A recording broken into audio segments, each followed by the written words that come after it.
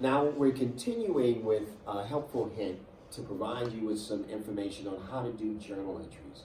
Journalizing can be a little confusing, and I know in your textbook in part 3.2, they get into a few things that will help you to remember how to journalize and impact the 5 major accounts. So let's talk about those accounts very quickly. There are 5 major accounts that are impacted, 5 major account categories, I should say. Those 5 major account categories are assets, liabilities, equity, revenues, and expenses. Write that down. Again, the 5 major accounts that we have to be concerned with, or the major account categories that we have to be concerned with, are assets, liabilities, equity, revenues, and expenses. Those categories have accounts that fall under them. Let's look at assets. We've already talked about the assets that you needed to remember, and more particularly, we talked about the 5 current assets. You know what they are by now. Cash, accounts receivables, marketable securities, prepaid expenses, and inventory. We also talked about the non-current assets, such as building, accumulated depreciation on the building, machinery, accumulated depreciation on the machinery, equipment, accumulated depreciation on the equipment, land, investments, and we talked about whether it's a patent, a copyright, or a trademark, those intangibles. All of those fall under the category of assets. We talked about liabilities, current and non-current. I told you to remember that the 2 non-current liabilities are notes payable, bonds payable. Every other liability which has a payable to it is current. The other current liability that you need to remember, otherwise you'll get a dozen donuts, unearned revenue. We talked about those, and they fall under the category of liabilities. Equity, we have common stock and retained earnings. Then we have our revenues category, and we have all of our expenses, which fall under the expense category. I took the time to go through that because I want you to understand and distinguish. We have 5 major categories, but there are accounts that fall under one of those major categories. So here's what your book says. All assets have normal balances of a debit. All liability and equity accounts have normal balances of a credit. All revenue accounts have a normal balance of a credit. All expense accounts have a normal balance of a debit. So when you deal with a T account and you deal with an account, you need to know how debits and credits impact that particular T account. Therefore, the easiest way, and this is why I'm inserting this into your study lab, is so that you can understand that the easier way to now back up and remember, here's a ticket. Assets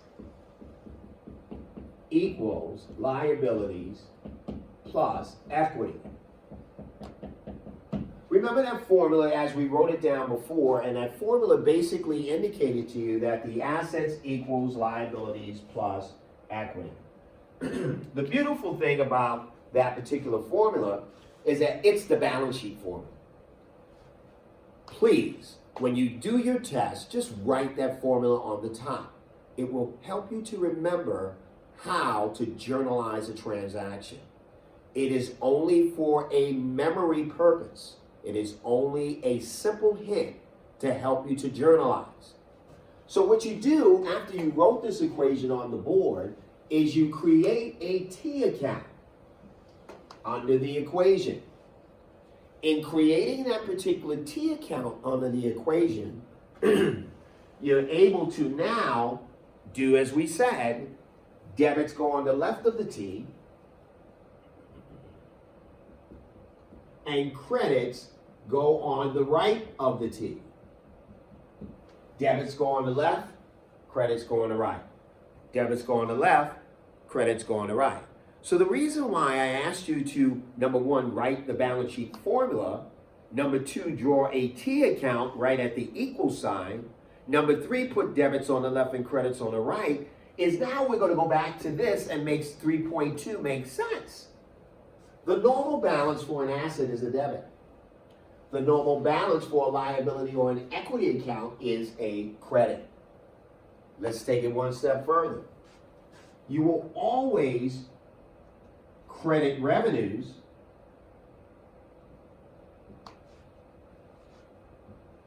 and you will always debit expenses.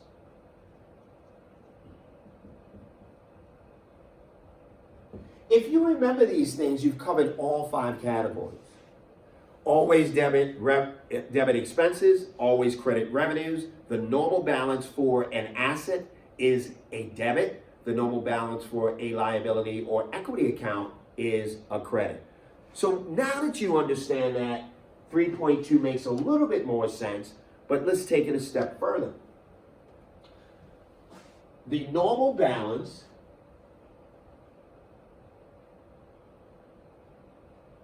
to establish or to increase an asset, you are to debit it. We still keeping in the framework of that concept, but now I'm taking it a little further. Let's talk about it. We've already established the normal balance. Most assets will normally have a debit balance, such as cash, accounts receivable, marketable securities, prepaid expenses, and inventory. They will all have normal balances of a debit in most cases. To establish means it wasn't there before, then we're putting it on the books. It didn't exist, now it exists. We have to establish it and put it on the books. If we're establishing it as an asset account, we are normally going to debit it, all right? Normal balance to establish, we are going to debit it. To increase an asset, you are also going to debit it. So now that you guys have gotten this part of it, the next question that you need to remember is,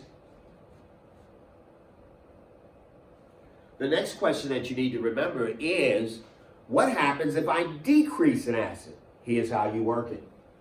To decrease an asset,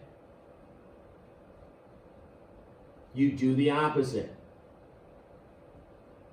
You will credit it. To decrease an asset, you are going to credit it. If normally you have to debit an asset to increase, establish, or its normal balance, to decrease that asset, you therefore have to do the opposite, credit it. Let's look at the liabilities and equity side. The normal balance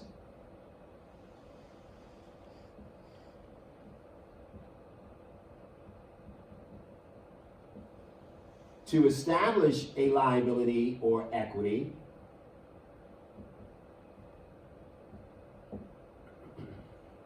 or to increase a liability or equity account, you have to credit it. Conversely, if we have to decrease a liability or equity account, guess what we're going to do? We're going to debit it. So to decrease it,